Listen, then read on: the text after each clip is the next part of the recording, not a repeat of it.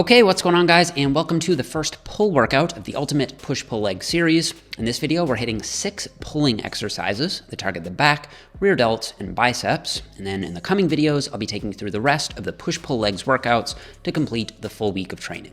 Now, I noticed that on my last push day upload, there were a few people that were asking what the difference is between this new push-pull leg series and my previous ones from 2018 and 2021. The main difference is that both of these programs were power building routines, so they were focused on both strength and hypertrophy more evenly, whereas this new routine is much more bodybuilding focused. This means we'll be doing more exercise variation, including a bunch of new exercises, and more novel intensity techniques than we did before. And this time, while doing plenty of bodybuilding work, we'll be using what I call a minimalist approach to the squat, bench, and deadlift, doing just the minimum volume required to make progress on those lifts. So for those of you who do care about strength, there is some strength work in this program, but it's very minimal, and I'll always offer substitution options for the power lifts if you want to make it even more bodybuilding focused. And as before, if you want to have everything in your hands right away, you can pick up the full Ultimate Push-Pull Legs Hypertrophy Plan over on jeffnippard.com, and I'll have a little more info about that at the end of the video. All right, so after a quick 5-minute warm-up on the treadmill or Stairmaster, and about 10 arm circles per side and 10 cable external rotations per side, we're kicking things off with 4 feeder sets on the lat pull-down for 10 reps each.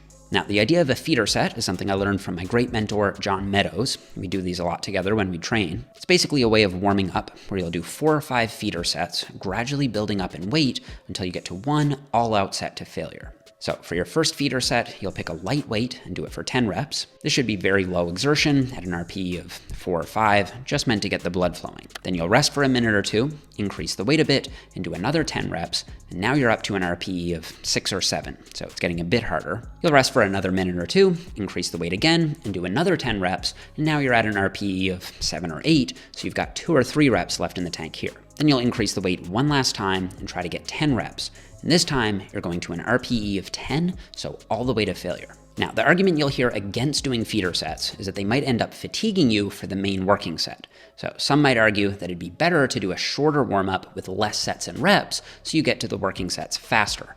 And this is the approach that I also take on most exercises, especially when I'm trying to overload with more weight. However, on a more mind-muscle connection-based exercise, like a lat pull-down, where many people do struggle finding a good mind-muscle connection with their back, I find that feeder sets can accomplish 2 things. First, they can help you get into a better groove with the movement, so that by the time you reach the failure set, your lats are engaging much better. And second, they can be helpful in finding the right weight for the failure set because you select the weight for that set based on how hard the feeder sets felt. For example, if your third feeder set already feels pretty heavy, you know you won't need to add much weight for the failure set. On the other hand, if your third feeder set still feels pretty easy, you know you're strong on this day and should bump the weight up for the failure set. And then after that first failure set, I'll rest for 2 or 3 minutes and do one more set to failure. And I challenge myself to reach the same number of reps as I did on the first failure set with the same weight, but because of fatigue, that's not always possible. Oftentimes, I'll end up getting 7 or 8 reps for the second failure set. And then after that, I'll do a mini drop set by stripping the weight back by about 30% and cranking out 4 or 5 more reps. I like doing this at the end just to make sure the back fibers are in fact reaching very high levels of activation. Because with the lat pull down in particular, you might reach technical failure, but find that your back could probably still do quite a few more reps if you just cheated a little bit. So rather than cheating, I compensate by doing this mini drop set to really finish things off.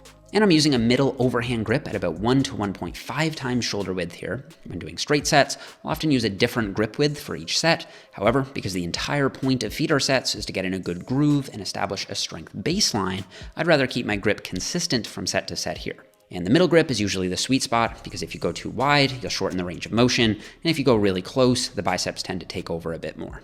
I'd also recommend using straps on your failure sets. This way your grip strength won't limit the number of reps your back can do. And I also find that most people are able to feel a much stronger mind-muscle connection when they strap in. If you don't have straps, I'd recommend at least using a thumbless grip, which in my coaching experience is one of the best cues for helping people engage their back better. One last thing I've noticed from many of the IFBB pros who train at my gym is that they aren't super stiff and uptight when they train. I think this is a good thing. When I allow my body to move more naturally and be more fluid, within reason, I can feel the target muscle working so much better than if I'm very stiff and uptight. So on exercises like this, I think it's okay if you allow yourself to lean and rock a bit as long as you're feeling the target muscle pulling and stretching under control, especially on the negative. Okay, after that we're hitting 3 sets of 10 to 12 reps on the Omni Grip chest-supported machine row. Omni grip just means that you're using a different grip for each set. So for set 1, we're using a wider grip. On set 2, we're using a slightly closer grip. And then on set 3, we're using either a neutral or underhand grip. Now, I'm using this Panada chest-supported machine at my gym, but you can use any chest-supported machine that you feel working your back well. That can be a simple T-bar row, or if you don't have machine access, you can simply do a Helms row with dumbbells, bracing your chest against the back of an incline bench. In my opinion, every pull day should have at least 2 main types of exercises. A vertical pull, like the lat pull down we just did, and a horizontal pull, like the machine row we're doing here now. And while both exercises will hit the entire back to a substantial degree, the lat pull downs will emphasize the lats and teres muscles, while the rows will emphasize the traps and rhomboids of the mid-back, especially if we focus on actively squeezing our shoulder blades together. And like I mentioned earlier, we're using 3 different grips for each of the 3 working sets, simply because the back is so complex and it's made up of so many different muscles that all pull on the skeleton in slightly different ways. So hitting those muscles from slightly different angles by varying your grip position makes a lot of sense. Okay, after that, we're moving on to a superset of bottom half dumbbell lat pullovers and a static lat stretch for a 30-second hold. And we're doing 2 sets of each. So we'll do a set of pullovers, stretch our right lat for 30 seconds, stretch our left lat for 30 seconds, rest for 30 seconds, then do a second set of pullovers, then stretch our left lat for 30 seconds, stretch our right lat for 30 seconds, and then move on to the next exercise. So just note that we're switching the order of the side we're stretching first on each of those supersets. Now, I'm calling these bottom half pullovers because we're completely cutting out the top half of the range of motion, instead just staying in the more lengthened, stretched aspect of the lift. And this is because there's virtually 0 tension on the lats at the top. Now, I'm not sure how many people in my audience are aware of this ongoing debate, but the pullover has been recently added to the chopping block of exercises for the last little while online. Some coaches have been arguing that because the lats don't have the best leverage with the arms positioned overhead, the pullover is probably not a very good exercise choice for the lats. However, just because the lats aren't optimally leveraged with the arms overhead doesn't mean that they can't still experience stretch and tension. As long as the bulk of the muscle fibers are behind the active joint, which they are in this case, they'll still have some leverage on that joint. And I personally still like the dumbbell lat pullover as a stretch type exercise for the lats for 2 very simple reasons. First, I always feel a great stretch on my lats when I do them. And second, my lats are always sore for a day or 2 after doing them. Now, neither of those 2 things are ideal for determining exercise selection on their own, but when they line up over years of training, I think they're perfectly reasonable proxies for muscle activation. Of course, the only way to really know if the pullover is a good lat exercise would be if someone did a longitudinal hypertrophy study where they measured the lat thickness of a group doing pullovers versus the lat thickness of a group not doing pullovers across several months. But as far as I'm aware, that study doesn't exist, so until that study comes out and potentially proves me wrong, I still think lat pullovers are a solid option to include. As for the stretching, I do 1 lat at a time by just grabbing onto something solid and leaning my hips back until I feel a nice deep stretch all along one side of my back. Now I'll hold that stretch for 30 seconds at a 7 out of 10 intensity, so just before the feeling of pain or discomfort, and then I'll switch and do the other side. Now, I talked about the benefits of interset stretching in my last push day video, so if you didn't catch that one, I'll link it down below. Okay, after that we're doing 3 sets of 12 to 15 reps on the omnidirection face pull. Again, omnidirection just means that we're pulling from a different direction on each set. On set 1, we'll position the cable low and pull from low to high. On set 2, we'll position the cable at shoulder height and pull more or less straight across in the middle. And then on set 3, we'll position the cable high and pull down toward the eyes.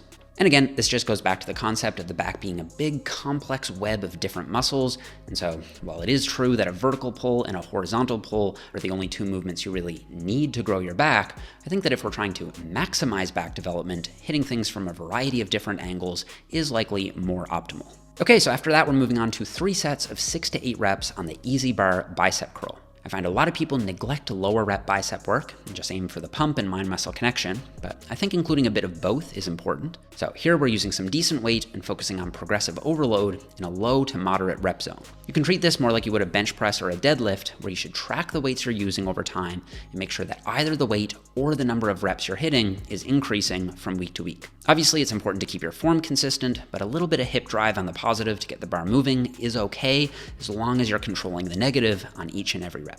All right, and then to finish off the workout, we're doing 2 sets of 10 to 12 reps on the bottom half preacher curl. So here we're doing partial reps in the stretched aspect of the lift only. I decided to include these based on the results of this 2021 study from Sato and colleagues, which split 32 subjects into one of 3 groups. One group did only the bottom half of their preacher curls, so they curled from 0 to 50 degrees of elbow flexion. Another group did only the top half of their preacher curls, so they curled from 80 to 130 degrees of elbow flexion. And then the third group was a control group. They didn't train at all. After 5 weeks, the bottom half group saw more than twice the gains in muscle thickness as the top half group, indicating that the lengthened, stretched aspect of preacher curls is the more hypertrophic part of that lift. And then in the study, the authors highlighted a whole bunch of other literature pointing toward the idea that training a muscle at longer muscle lengths is very important for muscle growth. And here I like to do one side at a time, so I'll start with my weaker arm and then match the reps with my stronger arm. This is good for preventing any little bicep asymmetries from developing, and also helps me focus on really feeling the stretch and mentally focusing all the tension to one bicep at a time. And like I said earlier, if you'd like to have the entire push-pull legs program all in one place, so you can just go to the gym and run it, you can pick up the full 12-week Ultimate Push-Pull Leg System over on jeffnippard.com. I think it's my most interesting program to date in terms of how it's structured and sequenced across 3 distinct phases of training, and it's definitely my most bodybuilding-focused program to date as well. There's also a 4-day, 5-day, and 6-day per week version of the program available, depending on how many days per week you can train. So I'll leave a little more info about that in the description box down below if you'd like to check it out. And that's it for this one, guys. Thank you so much for watching. Don't forget to leave me a thumbs up if you enjoyed the video, subscribe if you haven't already, and I'll see you guys all here in the next one.